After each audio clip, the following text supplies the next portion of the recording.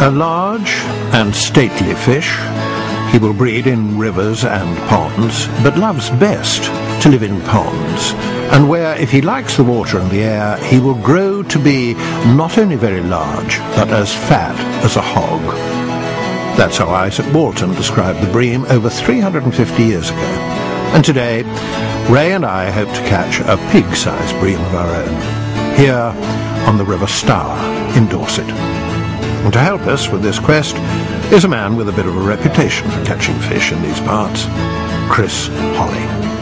When I was a boy, roach were like this, perch were like this, and bream were like this. They were monsters as far as I was concerned.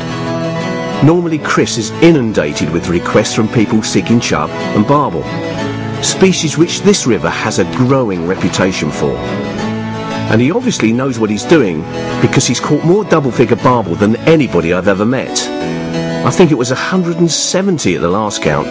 Well, with us two in tow, he's certainly going to have his work cut out today.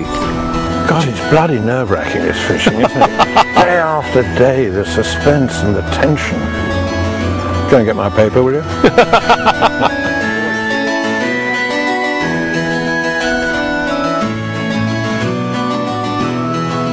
Hello, hello. That's a little bleak, Chris, isn't it? Yeah.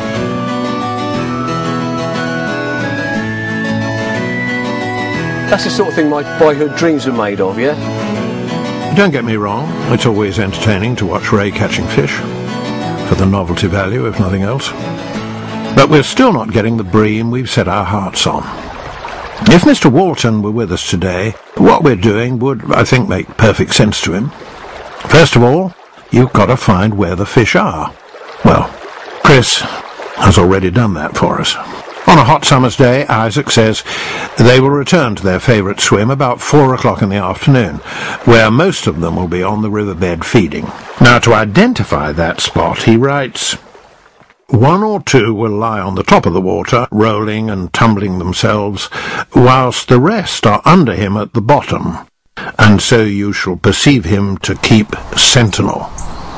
Then mark where he plays most and stays longest. Where we are now, I suppose the bream will be patrolling from here, up to the grill there? That's it, yeah. This is mainly their patrolling area up and down here, yeah. Yeah, so of course, people refer to them, don't they, as freshwater cows? That's right, yeah. Because they the same sort of thing. They get in shoals, don't they? And they tend to graze. And how big would a shoal be here, do you think? 30, 40 fish you could have here really? At the moment, yeah. You do get some quite big ones. I mean, there's 9, 10 pounder sometimes that get caught. I think Ray has spotted some river cows.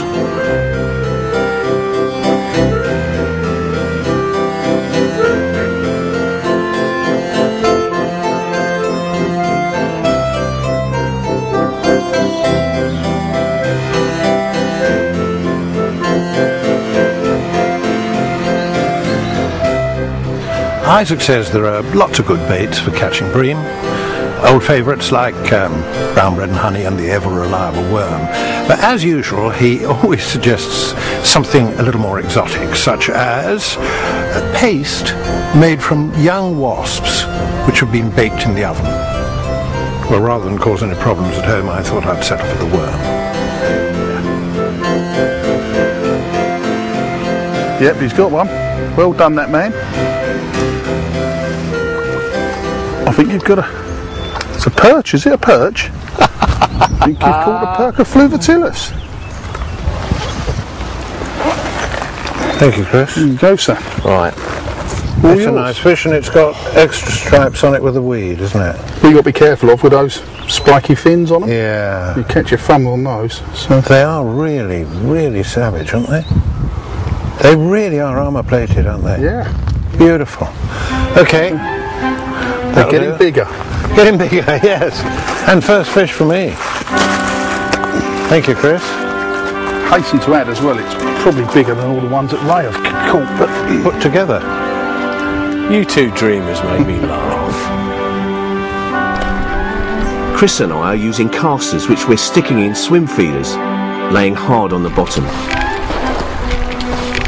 Chris is also laying down a barrage of ground bait, to try and feed off the myriad of smaller fish nearer the surface. It's also attracted the attention of some rather sizable chub. Yeah. I don't want to go too far because Chris and I decided to follow them downstream, on the off chance of catching one while we waited for the bream to show up. in my area, Chris, you know, some of the anglers are moaning about the bream populations getting bigger and bigger. I wonder why are they worried about that? Unfortunately, we are getting more and more low summer levels, and areas are silting up, and bream certainly tend to, you know, like that sort of environment. So it's getting away from really the ideal habitat for barbel and chub. So here they're sort of in specific areas, aren't they? Yeah, I mean, up where Jeffrey's fishing at the moment, it's a lot deeper, more sluggish, and a bit more silty, and that's why those bream love it up there. You know, there's an area for them up there. So really, what you're saying is the bream is a sign of things changing. Absolutely, yeah.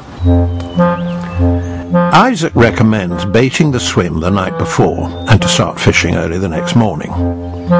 Well, no prizes for guessing what Chris has been up to the last few evenings.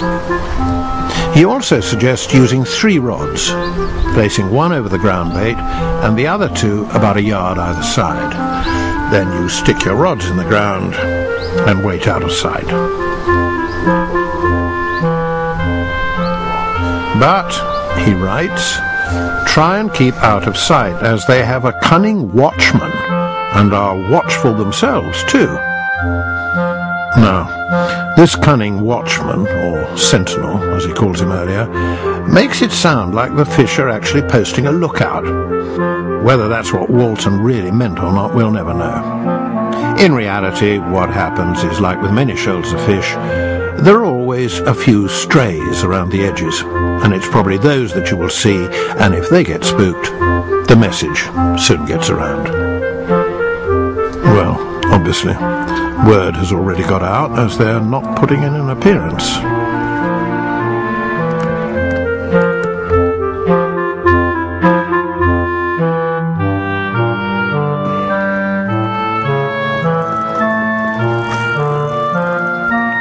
Oh, this is a bream. I'm just hoping that one of those pike doesn't choose to nail it. Oh, nice fish.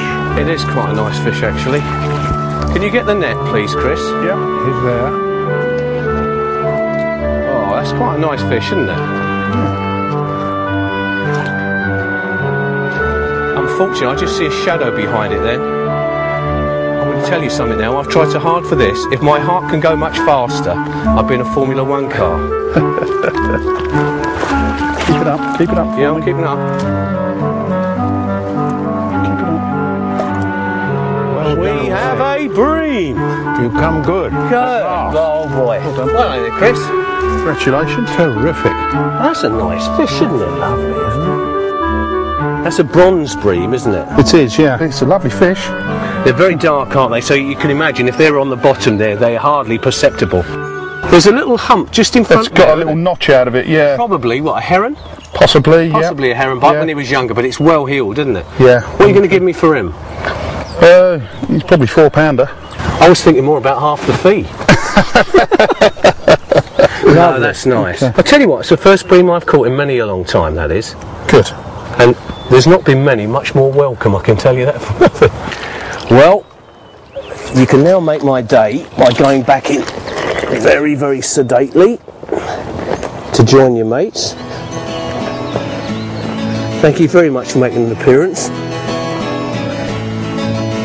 Oh, that's it. On you go. See you next year.